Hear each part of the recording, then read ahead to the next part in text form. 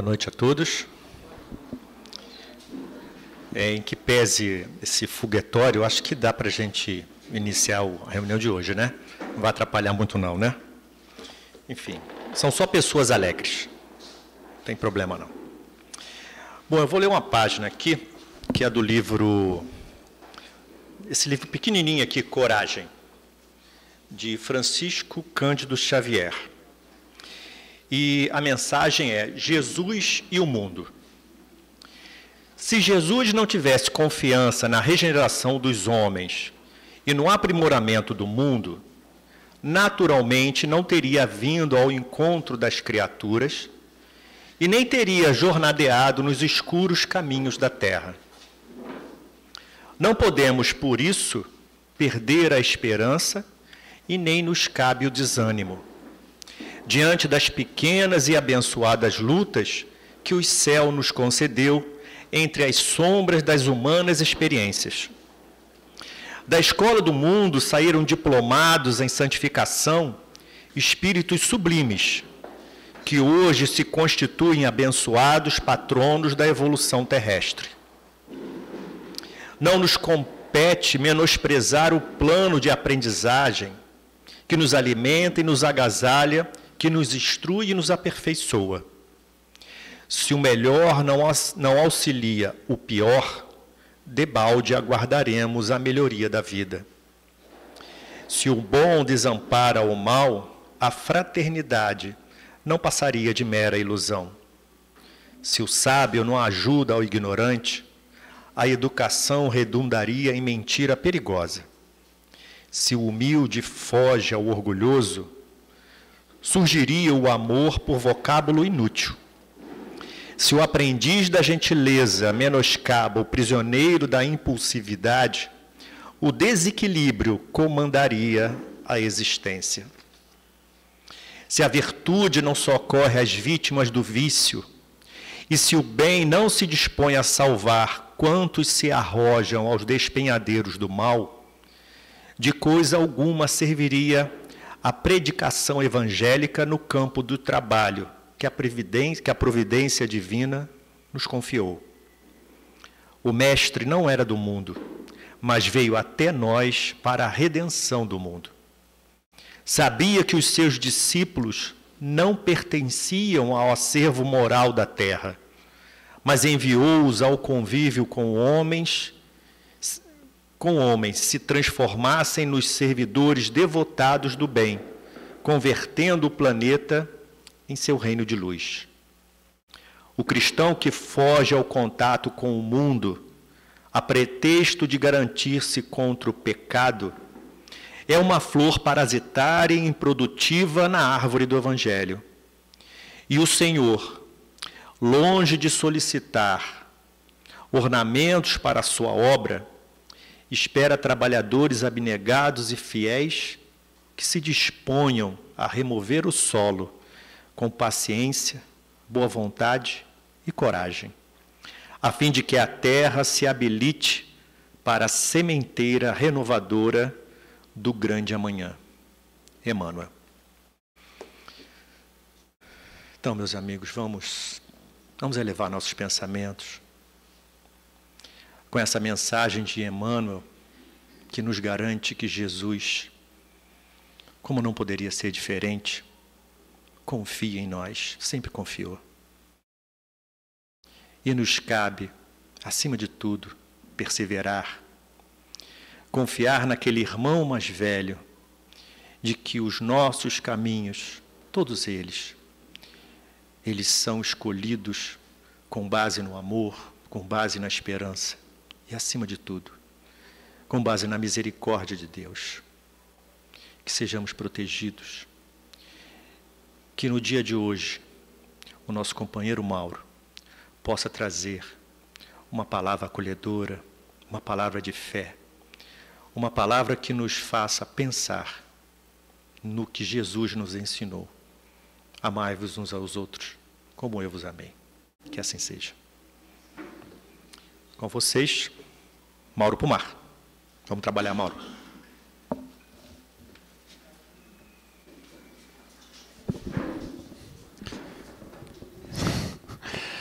Muito boa noite aí para todos. Obrigado, Antônio. Vamos conversar um pouquinho, né? Trouxe um estudo aí para a gente, né?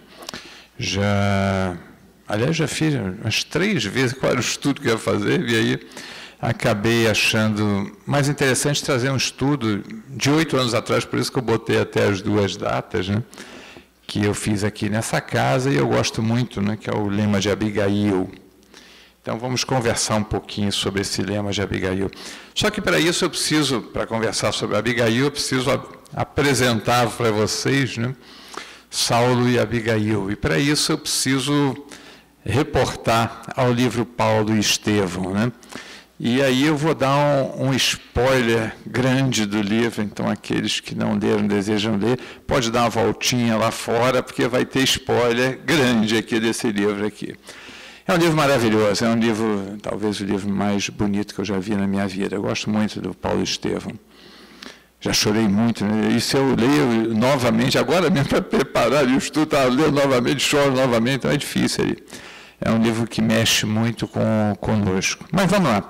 A história começa, então, né, você abre o livro e ele começa falando de um ancião judeu. E esse ancião vai à rua, então, e ele é espancado, né, por uns romanos. E aí ele volta, né, todo ensanguentado, né, e ele é pai, então, de 2 filhos, né, Gesiel e Abigail. E aí, então, ele conversa com seus 2 filhos, e ele estava para apresentar, então, para os romanos, uma forma de reduzir os tributos para que pudesse dar chance para eles pagarem os tributos, né? E assim ele o faz, porém os romanos também não aceitam a proposta dele e ele volta completamente derrotado e revoltado com tudo aquilo que ele estava sentindo, com tudo aquilo, a opressão, a fome que se aproximaria, porque ele não tinha os recursos para pagar o tributo. E aí ele vai e coloca fogo numa propriedade vizinha. E, obviamente, isso causa, né, um prejuízo grande, né, para, na época, né, o procurador romano, e, mais tarde, então, eles descobrem isso e vão na casa, então, prendê-lo. E aí prende o pai, né, quer dizer, esse ancião, e começa a espancá-lo, né, e, na verdade, uma das pessoas que estava no terreno morreu, que era um servo do romano, e aí espanca ele até a morte, né. Seu filho Gesiel assume, então, a autoria disso pelo pai, tentando livrar o pai, mas o pai morre e ele é condenado às galés. Então, ele vai ser escravo nas galés, remar nas galés, né? Abigail, então, ela é retirada por um outro soldado romano, é retirada daquele ambiente, e o soldado, então, a aconselha a fugir e dá a ela condições de fuga. E aí ela foge e começa a ter a vida dela. Bom, Gesiel vai para as galés. Nas galés, então, ele cuida de que vai ser depois o procônsul romano, né, chamado Sérgio Paulo. Aí cuida do Sérgio Paulo, ele está com febre naquela época, febre numa galé, né, num navio que é uma casca de nós, obviamente coloca em risco todo mundo. E ele está com febre elevada, e Gesiel, então, cuida dele. E ao cuidar dele, ele cura Sérgio Paulo, porém, também ele contrai a doença. E ao contrair a doença, o comandante diz assim, agora tem que matá-lo, porque ele vai contaminar a população inteira. Sérgio Paulo fica, então, preocupado e tenta interceder por ele, e o coloca num barco à deriva, para que ele possa, quem sabe, ter a sorte de se salvar. Então, ele dá a ele uma chance de salvação. Gesiel chega, então, com seu barco na Palestina, e na Palestina é recebido por cristãos. E aqui começa a história de Gesiel. Ele vai, então, depois para Jerusalém. Em Jerusalém, ele encontra Pedro e acaba sendo batizado e adotando o nome de Estevão, que é, como vocês já descobriram, Paulo e Estevão. Esse é Estevão, e ele passa a ser um orador, o primeiro orador cristão, começa e passa também, como vocês sabem, se torna depois também o primeiro mártir do cristianismo, que é Estevão. Estevão, então, cresce muito em Jerusalém, né? E a sua irmã? Sua irmã ficou, né, longe do irmão, achando que o irmão tinha morrido. E aí vem a história de uma outra pessoa chamada Saulo. Saulo, então, esse já filho de uma família abastada, nascida em Tarso, né? Tarso era um dos locais, né? Hoje Turquia, ali, né? Um dos locais já sob o domínio romano, então Saulo já nasce romano, por isso ele tem a dupla cidadania, ele é judeu e ele também é romano. Ele foi muito bem preparado, uma pessoa muito eloquente, muito culta, criado nas sinagogas, né? Seu pai o havia dado toda a religião judaica, e ele se aproxima do Sinédrio, que era a grande gestão religiosa, né, dos judeus, e ele passa então a ser a grande esperança do Sinédrio, o futuro do Sinédrio. Na época o Sinédrio tinha o seu mestre chamado Gamaliel, né? E aí então ele busca nesse Sinédrio e começa essa questão dos cristãos a perturbar a paz de Saulo. Saulo, então, se revolta contra isso e coloca a sua fúria toda em cima de Estevão, porque Estevão é o grande expoente, na verdade, do cristianismo em Jerusalém. E aí ele vai para perseguir Estevão, prende Estevão e acaba condenando Estevão à morte por apedrejamento. E aí ele começa a ser levado, né? E, obviamente, o Saulo, assim, esqueci de dizer, o Saulo conhece então uma mocinha chamada Abigail. Se enamora dessa mocinha, se apaixona por essa moça, né? Ao tempo do pai, quando Jesiel sai de casa, Abigail tinha 18 anos, para a gente ter uma ideia, assim, era jovem ainda. E nessa noiva muito jovem, Saulo, então, convida a noiva para assistir essa cerimônia, porque era uma cerimônia muito importante para ele, né? Aliás, é uma coisa, já pensou, você está noiva de alguém, assim, vamos lá, que você vai assistir um apedrejamentozinho, né? É aí que a gente vê que a sociedade já evoluiu um pouquinho. Quando eu olho para isso, eu vejo até que a gente evoluiu um pouquinho. E aí ela obviamente não quer ir, é um espírito muito sensível, né?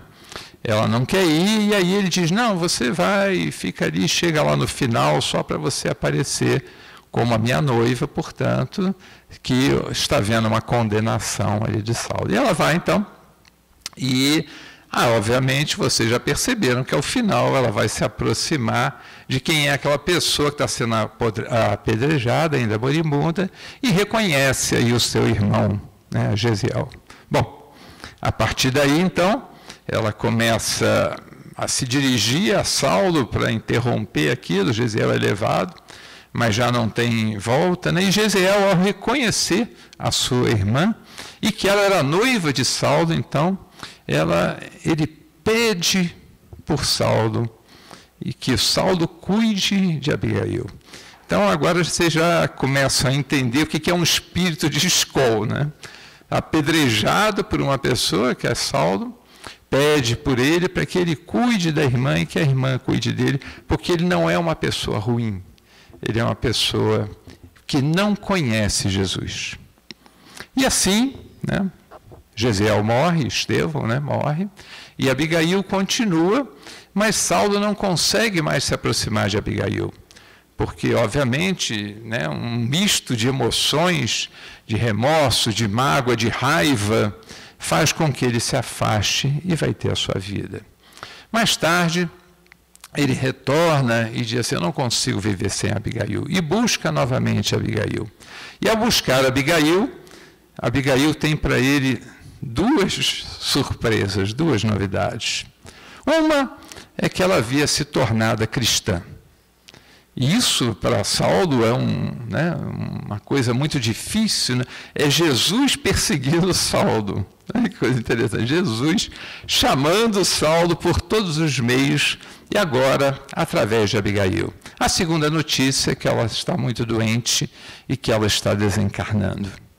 Mais uma vez, Saulo fica no horror, e nesse horror, então, ele coloca toda essa raiva, esse ódio, para cima dos cristãos. E vai mais uma vez a perseguição dos cristãos. Abigail desencarna, né? e ele vai perseguir os cristãos, e aí vai atrás de Ananias até chegar na estrada para Damasco, né? Bom, como vocês sabem, na estrada para Damasco, Saulo cai do cavalo, literalmente, né? A gente fala, caiu do cavalo, ele caiu realmente do cavalo, caiu lá do cavalo, com a imagem de Jesus, e Jesus lhe perguntando, Saulo, Saulo, por que me persegues? A partir daquele momento, ele vai, então, para buscar Ananias em Damasco. Ananias o cura da cegueira, né, da visão do Cristo, e ele se torna um cristão. E um cristão sem saber nada sobre Cristo. E aí ele busca nas sinagogas, né, e vai falar, ele, um rabino tão querido nas sinagogas, vai dizer então sobre Jesus. Obviamente o pessoal não gosta muito disso. E aí ele sai e busca o seu mestre Gamaliel. E ao encontrar Gamaliel, Gamaliel já tinha saído, né, do seu cargo, da sua função no Sinédrio, já está aposentado. E então já tinha tido um encontro com Pedro, e Pedro tinha deixado para ele uns escritos que eram os escritos de Levi, que era o que a gente chama hoje de proto-evangelho de Mateus, né? Levi é Mateus, então são os escritos de Mateus que ele havia deixado então com Gamaliel. Saulo pega então esses escritos e vai estudar, por recomendação de Gamaliel, vai estudar no deserto com um casal, que é Áquila e sua esposa Prisca. Vai para o deserto e passa 3 anos no deserto estudando. Ao voltar desses 3 anos, finalmente ele acha que já está pronto para ser o cristão. E vai e busca as sinagogas. Mais uma vez, ele entra nas sinagogas para falar sobre Jesus, que Jesus é o Messias que os judeus estavam esperando, o ungido, né? Obviamente, mais uma vez, os judeus não gostam muito disso e o perseguem, e agora sim, ele já tem voz de prisão, ele já é condenado a ser preso. Então ele se lembra da casa do caminho em Jerusalém e busca Pedro. E chega, só que o seu nome infunde medo, terror. Ele é o Saulo, ou seria só um ardil para prender os apóstolos, né? E os apóstolos dizem assim, mas você, o Sinédrio vem atrás de você, nós estamos em risco com você aqui. E aí, então, expulsa Saulo de Jerusalém, da casa do caminho. Pedro o acompanha, diz que não há como intervir, que é uma questão de sobrevivência deles. E ele sai, então, de Jerusalém sozinho. E para onde ir? Não pode ir para a sinagoga, não pode ir para os cristãos, você fica naquele meio termo, nem é judeu, nem é cristão. Então ele busca e se lembra da casa do pai. E aí ruma para Tarso, ruma à casa do pai dele. O pai dele o receberia, e o pai dele o recebe com alegria, anos depois. E o pai achava que ele tinha ficado maluco, essa era a notícia que corria. E a conversar com Saulo, né? Saulo apresenta uma aparência de mendigo, nessa altura já do campeonato, né? E o seu pai já estranha logo a chegada dele na porta, né?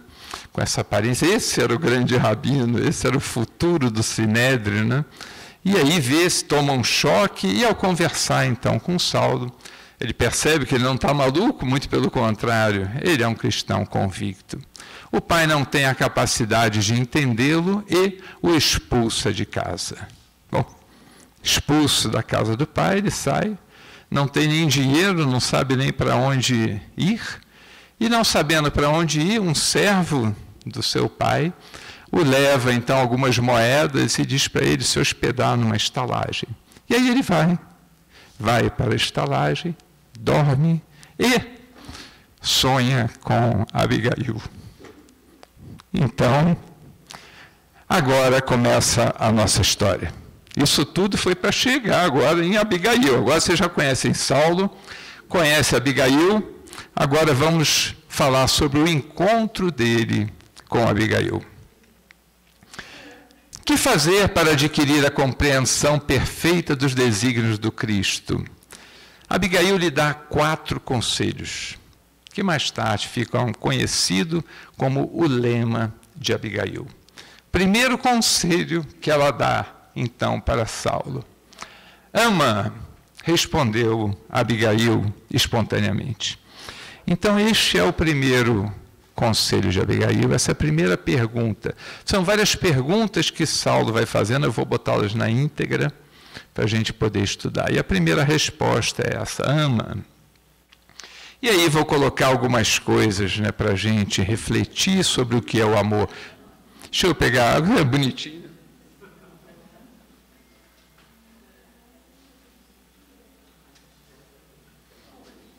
Esse é um filhote, né, de beagle, né? Então, ama. Os animais, eles mexem conosco pela sua lealdade, né?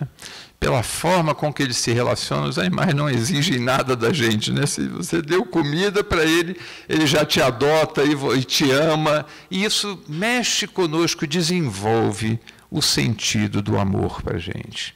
Mas esse é o beagle, bonitinho, filhotinho, né? Mas tem vários cachorros, e os outros também, de alguma forma também mexem conosco. Então, mesmo aquele animal que late a noite inteira, aquele animal que não inspira muita confiança, né? Ainda assim, ele é um exercício na nossa vida para que a gente entenda melhor as pessoas. O animal sempre nos convida a esse exercício do amor com as pessoas. E é como se nós tivéssemos o primeiro degrau para trilhar, que é o degrau de lidar com ele, para poder aprender como lidar com as pessoas, né? Obviamente, nós temos a questão do amor dos animais, né? Esse daqui é o boi com seus cortes de carne. Não falo em si do animal que é criado, na verdade, para o fornecer a carne, mas falo pelo amor daquele animal que a gente tem que ter, né? Quando a gente vê a sociedade lidando com o animal como se fosse um custo, né? Ou seja, não importa a dor do animal, importa o menor custo para o abate.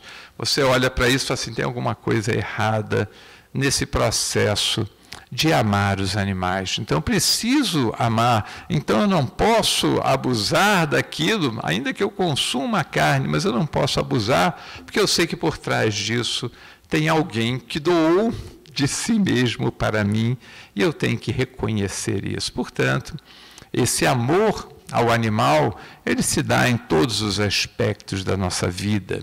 E, mais uma vez, é um chamamento para a gente, é mexer com a gente. Observa que o Brasil está se tornando exportador de gado de confinamento, né? E o que é o confinamento, se não colocar um animal para comer o tempo todo, sem poder andar, para poder ter a carne mais macia, mais apreciada, para poder ter maior valor da carne. É isso que eu falo de amor, né? Não estou falando do comer ou não comer carne, estou dizendo de como tratamos os animais, até mesmo aqueles que vão nos doar a carne para nosso alimentar. Amor, exercício de amor. Ama a natureza é o espelho. Esse dia a gente estava falando, né, da beleza, né, o admirador da beleza, né, que exatamente a natureza é aquilo que espelha os olhos do Criador. A natureza é uma coisa maravilhosa. Só que a gente passa uma vida, correria danada, corre de um lado para o outro e passa pela natureza sem sequer prestar atenção na natureza, mas ela está lá nos convidando a amar. Se nós todos os dias, ao sair de casa, a gente olhasse para a natureza e pensasse, fizesse uma prece, né, tenho certeza que esse convite da natureza ao amor mexeria com a gente e faríamos sermos pessoas mais sensíveis. Porque a gente já acorda, já sai correndo, já entra no trabalho mal-humorado, e você entra naquela vida esquecendo que a natureza estava ali o tempo todo te convidando ao amor. Ama a natureza, mas ama também aqueles que têm a deficiência e não conseguem ver a natureza. Ama porque falta-lhes um sentido. Porém, não falo apenas da questão física. Sempre que encontramos pessoas muito endurecidas, também falta-lhes o sentido de amar a natureza. E, portanto, nós temos que amar também aquela pessoa, porque se ela não tem aquele sentido, ela é uma pessoa cega, que não tem a capacidade de ver o que nós estamos vendo. E como ela é cega, não tem a capacidade de ver, eu tenho que amá-la na sua deficiência, porque é através desse amor que eu vou conseguir ajudá-la. Observa, não vale eu criticar a pessoa que não está enxergando a natureza. Se a pessoa é cega, não vai conseguir enxergar mesmo. Mas precisa ser despertada para ela conseguir enxergar a vida como nós a estamos enxergando nesse momento. Ama a criança, né? A criança é uma coisa muito interessante, né? Porque a criança é uma embalagem que Deus coloca para a gente, né? Gozado, né? Nós temos que amar a todos, inclusive aos inimigos, inclusive as pessoas que nós não conhecemos direito, que nós não temos relações, não temos afinidade. Como que eu vou amar essa pessoa se eu tenho dificuldade até mesmo para amar a pessoa que está do meu lado? Como que eu faço para amar? Mas Deus, na sua sabedoria, diz, eu vou lhe dar uma ajudinha. Eu vou colocar uma embalagem diferente, eu vou embalar para presente essa pessoa.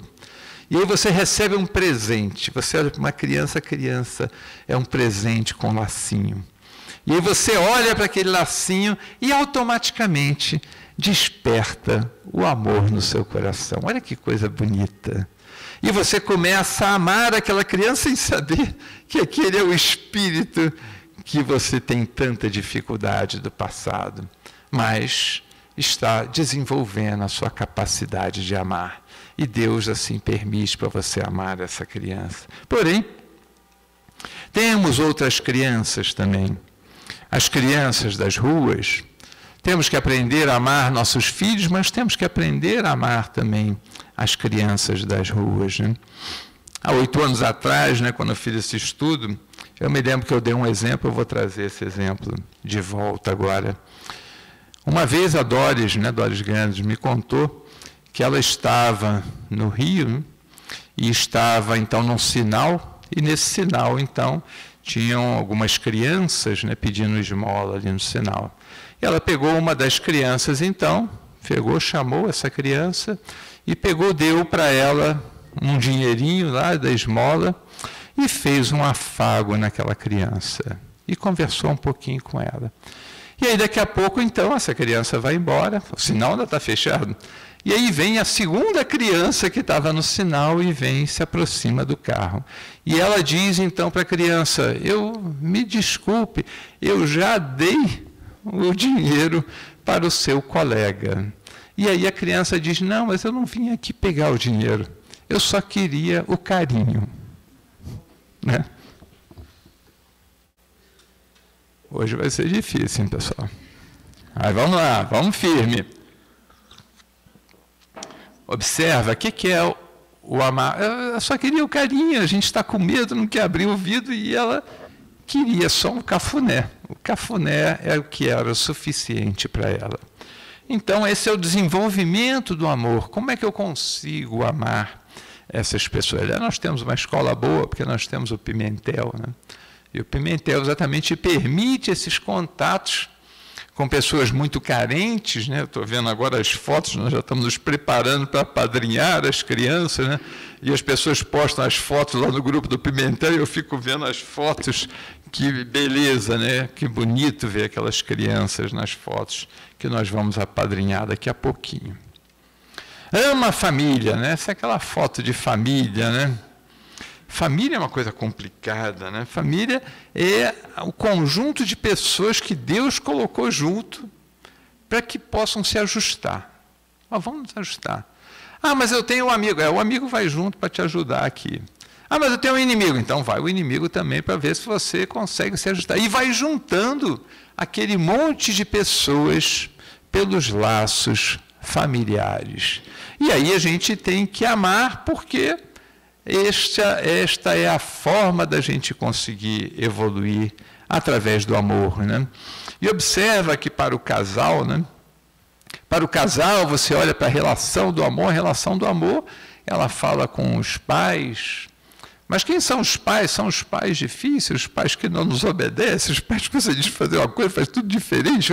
E aí, como que a gente ama aquelas pessoas que saem do nosso controle. A família tem suas próprias questões, suas dificuldades. Aliás, nesses momentos a gente vê famílias divididas, né, em torno de ideologias, uma coisa meio doida, esquecendo seus laços de amor. E esse é o primeiro conselho de Abigail: ama a tua família. Ama também o filho difícil, né? Filho difícil hoje é uma nomenclatura que a gente até já está abolindo, porque atrás do filho difícil a gente tem os pais difíceis também. Às vezes a gente acha, né, que a dificuldade está sempre no outro e a dificuldade está no filho, né? Mas não é, é fruto de valores, e esses valores emergem em determinado ponto de nossas vidas. Ama que teu filho. Ama, derrama sobre ele o melhor que você tem, para poder aprender com ele e deixar alguma coisa que é a sua marca, para que ele mais tarde também possa refletir nas coisas que nós entendemos que são tesouros nas nossas vidas. Então ama a família na sua essência, né? Ama a casa espírita, né? Amar a casa espírita não é amar a parede da casa espírita. Isso é uma coisa que a gente conversa muito, né? A gente vem aqui, mas assim, o que é parede, ventilador, microfone? O que é uma casa espírita, né? Casa espírita são as pessoas que estão na casa espírita. Então, quando eu digo para amar a casa espírita, desenvolver o amar a família de Olindo, né, que a gente brinca sempre, né, é amar as pessoas que estão ao nosso redor, que escolhem esse ideal para viver, que escolhem nesse dia complicado, dia de jogo ali do Flamengo, né, véspera de eleição, antivéspera de Halloween, é um dia meio complicado, e escolhem vir à casa espírita para nos confraternizarmos, para trocarmos experiências de vida. Então ama a casa espírita. E ama a Deus.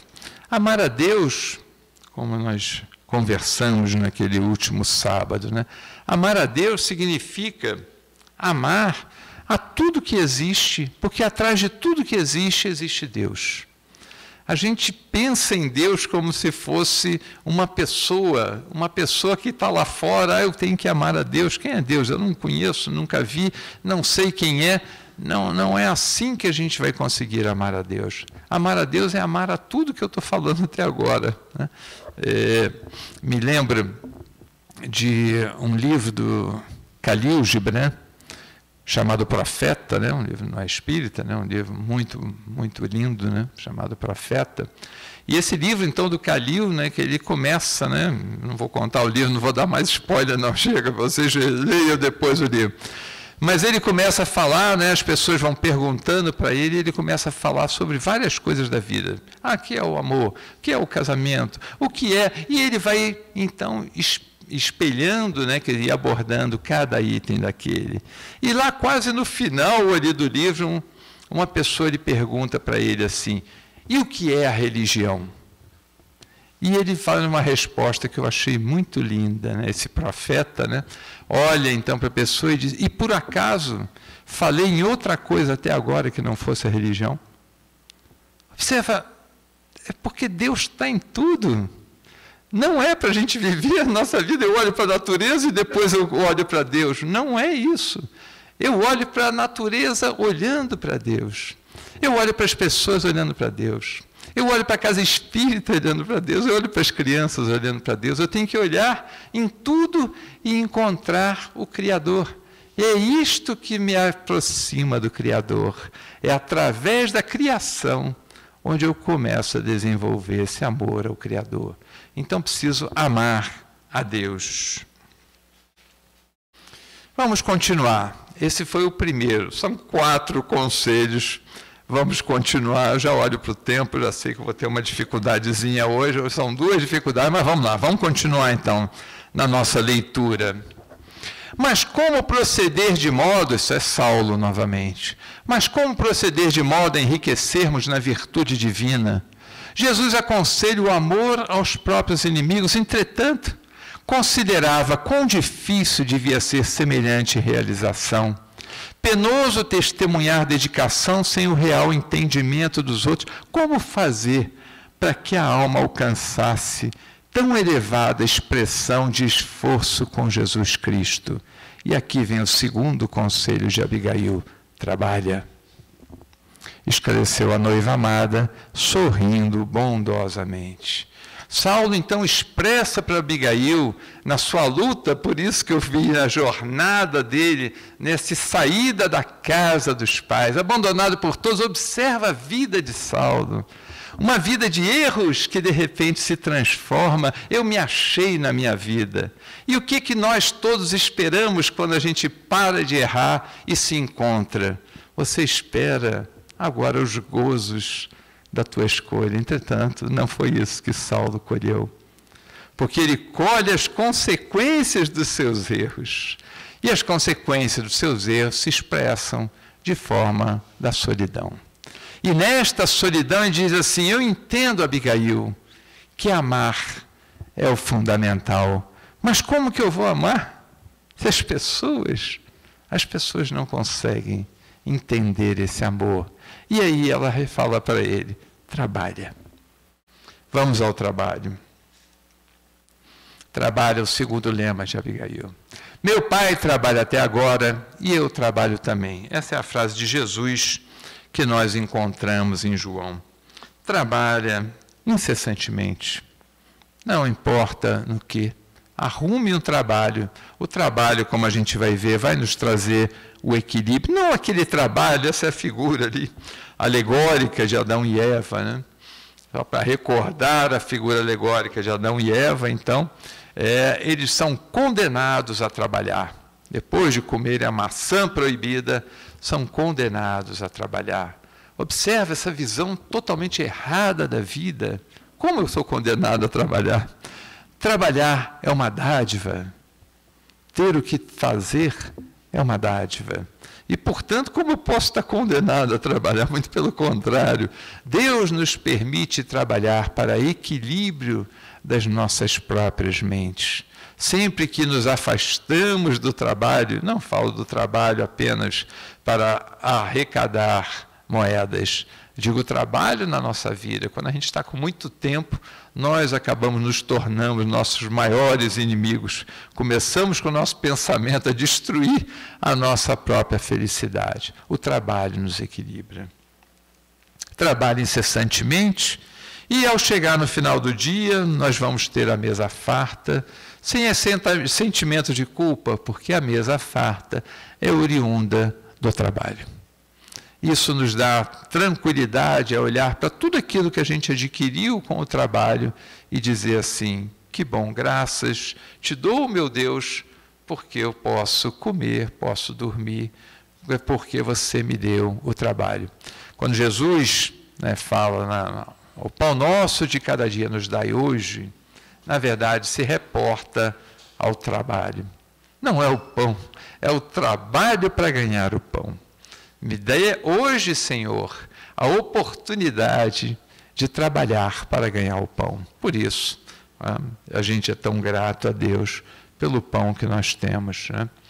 E trabalha também, botei mais uma vez a foto da Casa Espírita, para trazer para vocês, né?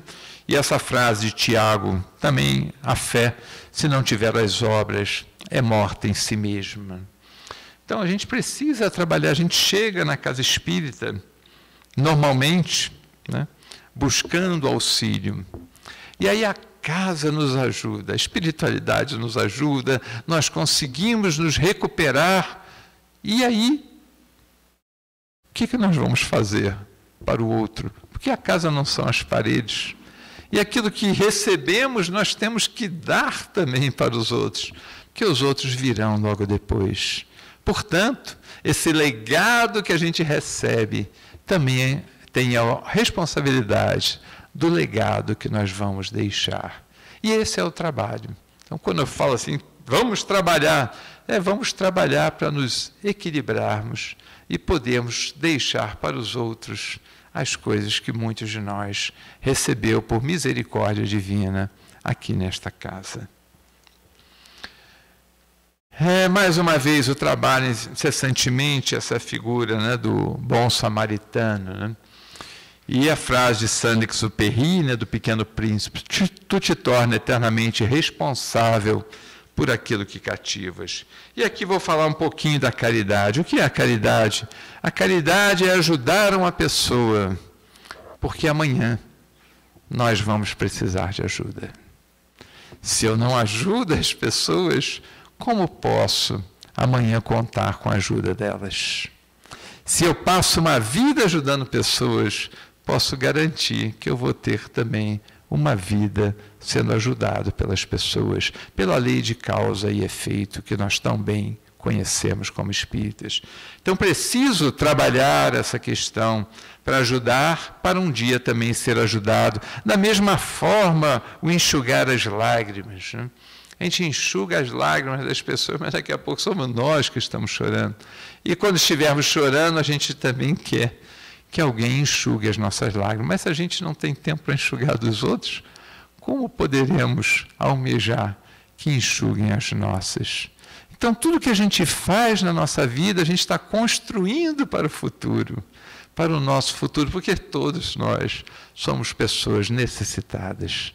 E assim, tudo que a gente faz, pela lei de causa e efeito, retorna para nós em bem-aventuranças. Da mesma forma, né, a paciência que a gente tem que ter com os idosos, né? É um momento difícil, mexe com a gente fala, meu Deus, já falei da pessoa. E observa que mais tarde sou eu que vou precisar da paciência. Se eu não exercito a paciência com os outros, como posso querer que mais tarde sejam pacientes para comigo? E assim vai na vida, e assim nós vamos aprendendo na vida, fazendo no outro aquilo que um dia será feito conosco. Se somos impacientes com os outros, posso garantir que vamos também recolher aquilo que nós plantarmos e serão impacientes para conosco. Trabalhe e manterás a mente ocupada para que as imperfeições que ainda vivem dentro de ti não te transformem em ações de malefício de outros. Falei muito desse equilíbrio, né? Dormir tranquilo, né? Encostar a cabeça no travesseiro e a gente dormir graças ao trabalho, né? Peguei aqui um lema kardeciano, esse até é o único trecho que eu trouxe ali, além daquele estudo aí de 8 anos atrás, é o lema kardeciano. Kardec, então, coloca um lema, né, muito interessante, ou também conhecido como trilogia kardeciana. Trabalho, solidariedade, tolerância. Olha que lema interessante, né? E pouco conhecido no movimento espírita, né? Trabalho, solidariedade e tolerância, né? A chave para o espírita. Trabalho, solidariedade, tolerância. Observa como às vezes a gente se afasta dessa trilogia e nos afastando das recomendações de Kardec, né? Obviamente, advirão consequências, né? Essas consequências acabam nos moldando, remoldando novamente para a gente poder caminhar adiante. Apenas rogue a Deus para que lhe permita trabalhar no dia de hoje, né? O pão nosso de cada dia nos dai hoje. Essa é a rogativa. Abigail tinha razão. Agora vamos voltar ao terceiro conselho. Mais uma vez, Saulo reconhece, Abigail tinha razão. Era necessário realizar a obra de aperfeiçoamento interior. Desejava ardentemente fazê-lo, para isso insulara-se no deserto, né? 1000 dias no deserto.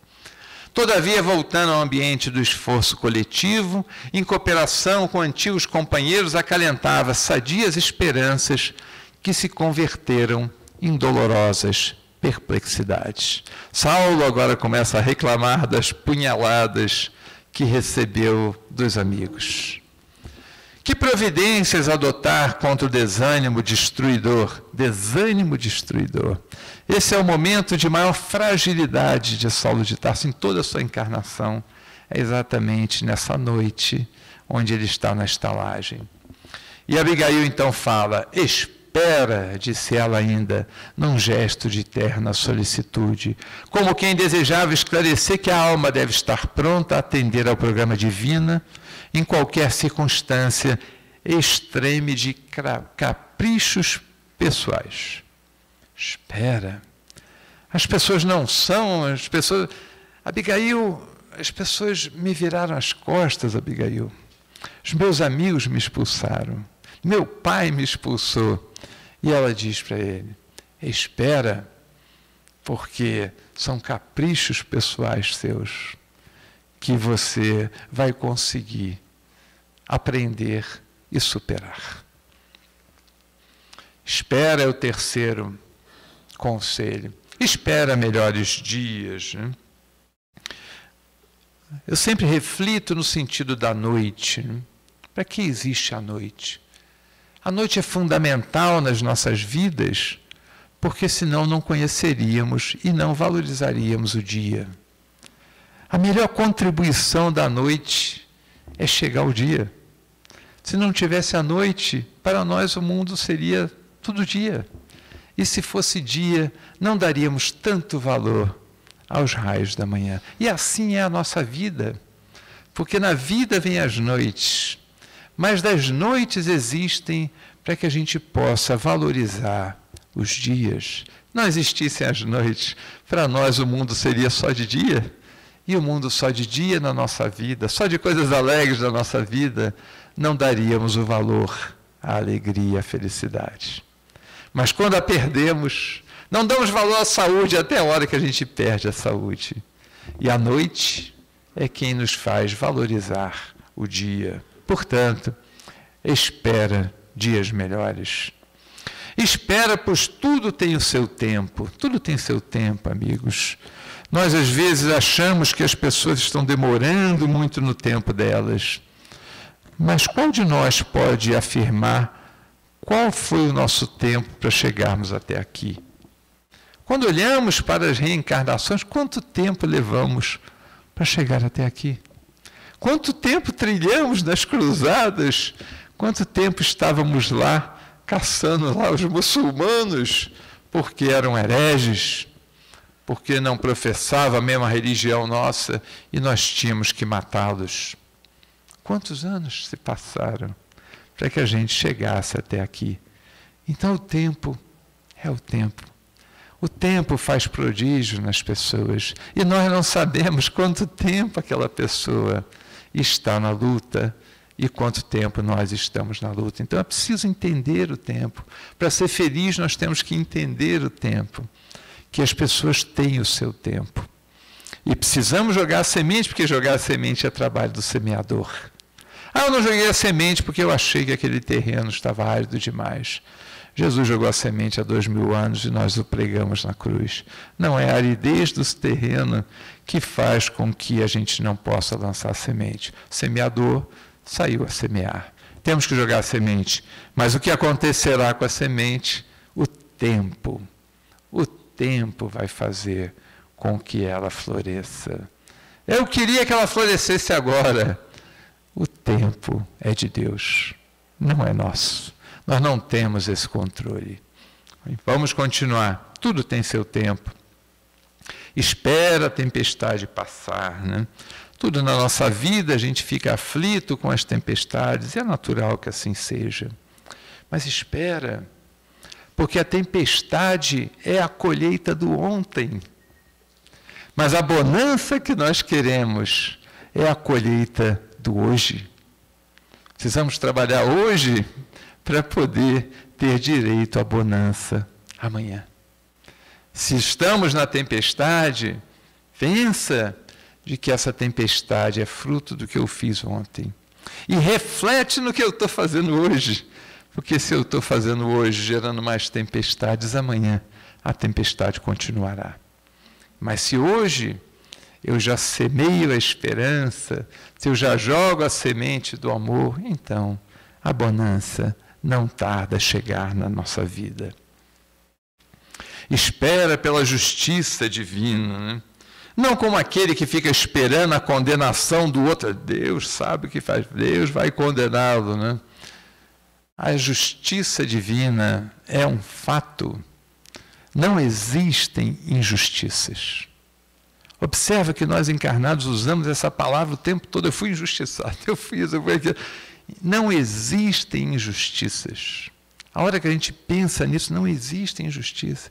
Mauro, você não está entendendo, você começou a história com o pai de Gesiel e Abigail, dizendo que ele foi espancado sem o menor motivo nas ruas pelo romano, pelo prazer de espancar uma pessoa idosa. E eu estou dizendo, a injustiça não existe.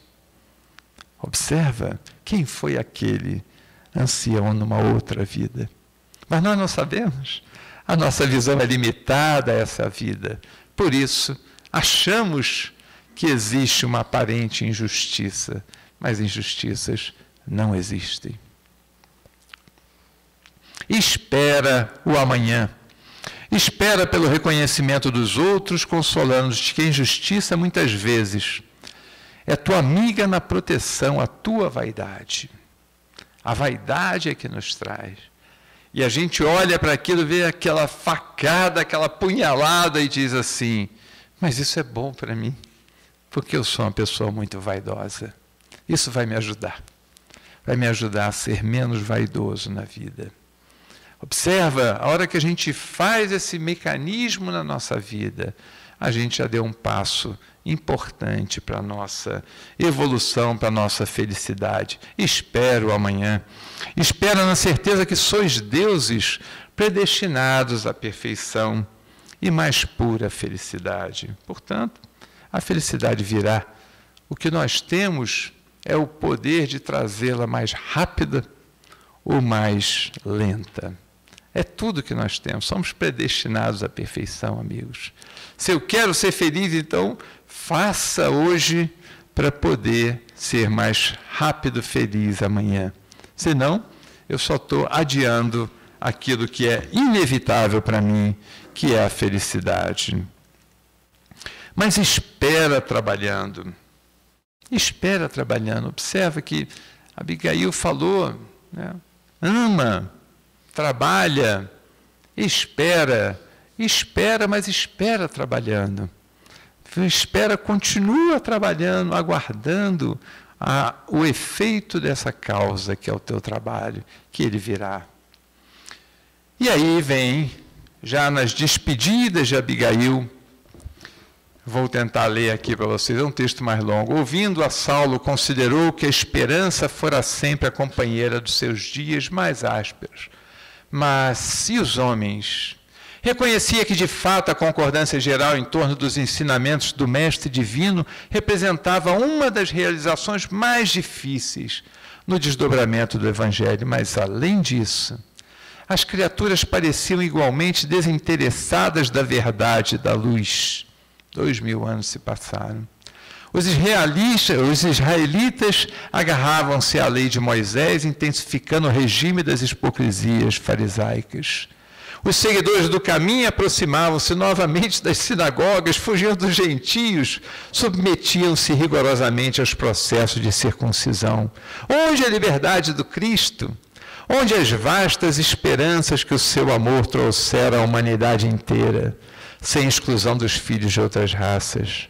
Concordavam em que se fazia indispensável amar, trabalhar, esperar. Entretanto, como agir no âmbito de forças tão heterogêneas? Como conciliar as grandiosas lições do Evangelho com a indiferença dos homens? Abigail apertou-lhe as mãos com mais ternura, a indicar as despedidas e acentuou docemente: perdoa.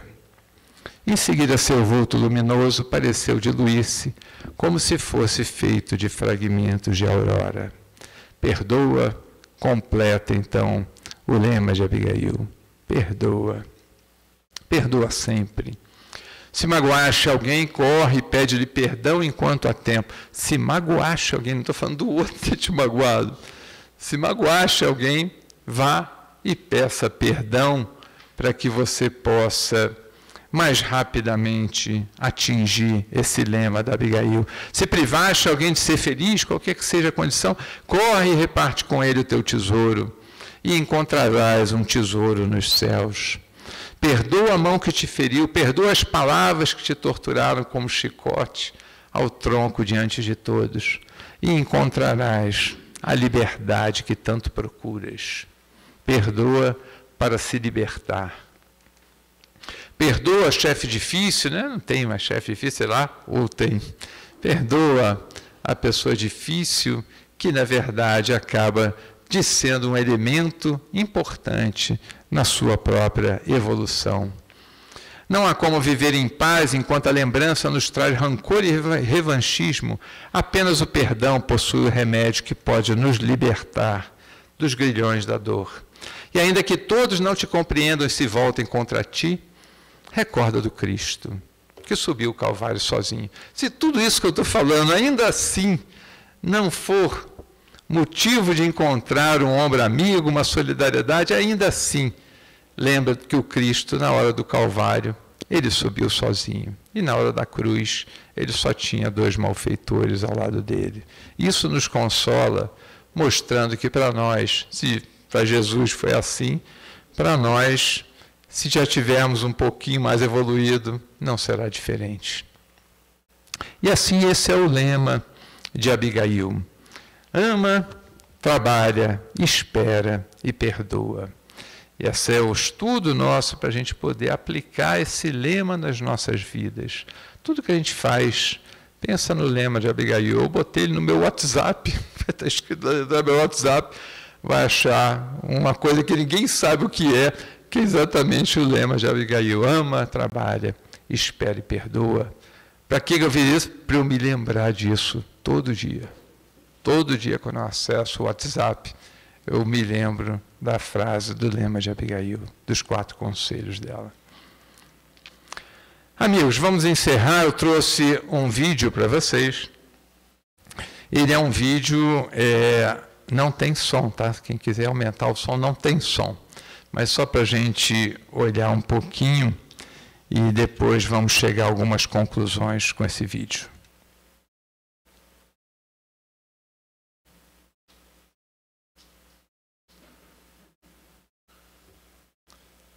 Agora chegou o ursinho ali, ó.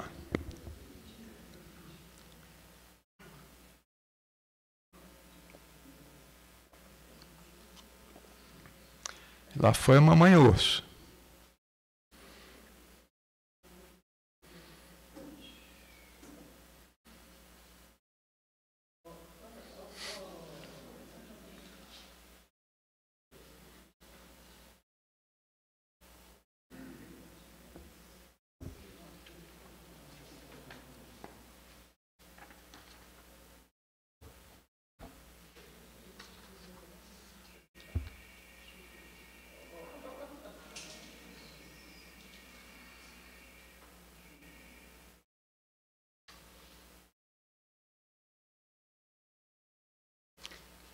Observa que ele vai tentar as pegadas da mãe agora.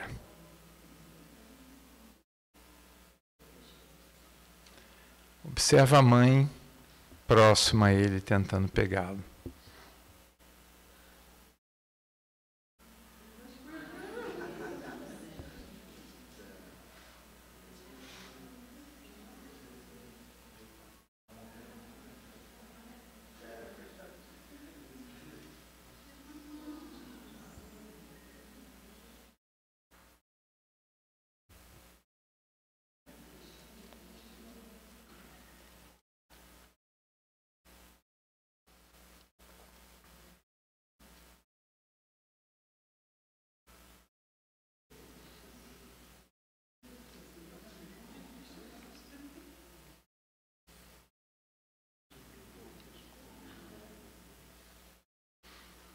Observa que a mãe desce um pouco mais e um pouco mais para a direita também, mas ele está muito longe.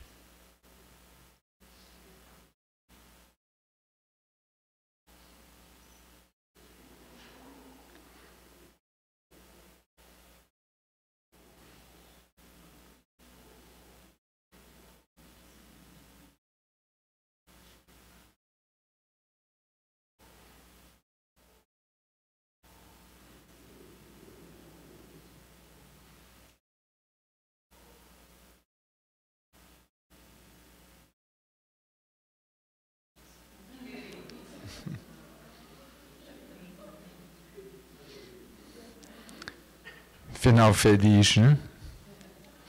O nome desse filme é A Luta da Sobrevivência do Ursinho, né?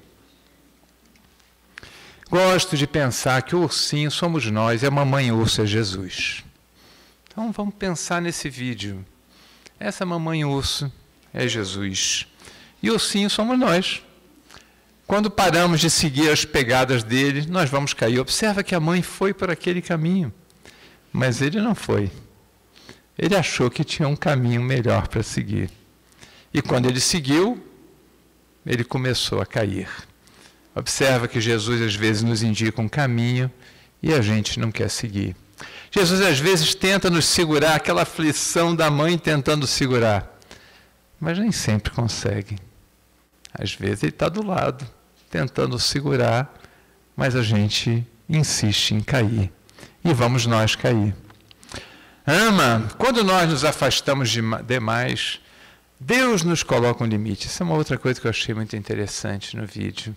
Observa que ele não ia mais parar na montanha. Não tinha mais como voltar. Mas Deus colocou um limite, porque dali ele não ia passar. E aí tudo deu errado, mas Deus, por amor, colocou um limite para que ele não fosse além daquela rocha. E aí, lá vai ele voltar. Trabalha. Quanto mais tentamos superar as provas, mais fortes e sábios ficamos. O grande mérito do ursinho é que ele não desiste. Os fracassos foram inúmeros, a ponto de talvez ele achasse que não daria mais para voltar, mas não desiste. E ele continua voltando sempre, trabalhando sempre, nos dando um bom exemplo para a gente seguir. Espera. Quando fica muito difícil, Jesus desce para nos guiar individualmente. Observe que a mamãe urso, quando vai lá, é Jesus descendo um pouco mais, porque ele sabe que a gente se afastou demais. E para a gente não ficar muito afastado, ele desce um pouco mais para facilitar a nossa subida. E perdoa. Esse é o final do lema de Abigail. Entenda que todos os ursinhos da vida, né, nós não estamos sozinhos. E todos os ursinhos são aqueles que estão tentando subir a seu jeito, no local deles, da forma deles, errando, aprendendo. E assim, se nós aprendermos a enxergar que os ursinhos todos são pessoas como a gente, errando com as dificuldades, mas que um dia chegarão até Jesus, né? Essa visão nossa vai mudar. Vamos poder aplicar esse nosso lema de Abigail na nossa vida e, no final, a aflição que a gente estava naquele vídeo, será que vai dar, será que não vai dar? Essa aflição não existe com Jesus. Ao final, tudo dará, porque nenhum ursinho vai ser perdido. Muito obrigado. Muita paz. Consegui terminar, viu? Me superei hoje, hein? Com certeza. Muito bom, Mauro. Eu quero encontrar alguém que diga assim, eu li Paulo e Estevão, e é um livro assim, não senti nada. Por favor, quem leu e não sentiu, por favor, assim, Antônio, eu já fiz assim. Eu já li, para mim não... Aí eu vou falar assim, leia de novo. Perdeu alguma coisa. Perdeu alguma coisa. Esse livro, ele é icônico para a gente que segue a doutrina espírita. É um livro assim que ele nos chama à responsabilidade. Uma vez eu fiz uma palestra que usei o exemplo de Saulo e Paulo, né? Ele é o exemplo vivo de um espírito, né? Um ser que estava encarnado naquela época, que perseguia Jesus, né? E passou assim a divulgar a palavra de Jesus, né? Nós estamos aqui, vamos assim simbolicamente falando, agradecer a Paulo, que levou o Evangelho de Jesus aos gentios, né? Então assim, é um livro que vale a pena ler. Vale a pena ler, e depois desse estudo, a gente vai olhar para as palavras e para as pontuações de forma diferente, né? A gente vai ler ali, e muitas das vezes a gente se identifica com alguns personagens. Essa é uma verdade. Pelo menos eu senti isso, né, ao ler o livro. Porque a boa leitura, ela é sentida, né? O nosso espírito sente aquela história, se a gente se coloca naquilo ali. Então isso encontra um eco. Então, assim, é um livro que vale a pena. Quem não leu ainda, mesmo com o spoiler do Mauro, que ele falou muito pouco, tá, gente? Não, assim, não vai perder a leitura, não. Então, não vai perder a leitura, não. Ele fez assim muito en passant, né? Isso, ele não falou do Paulo. O melhor ele deixou para vocês lerem lá. Vale muito a pena. Gente, vamos para os nossos avisos. Semana passada o Mauro já falou, eu vou reforçar hoje. Hoje é o último dia, inclusive quem está nos assistindo pelo YouTube, hoje é a última palestra que a gente vai colocar no YouTube.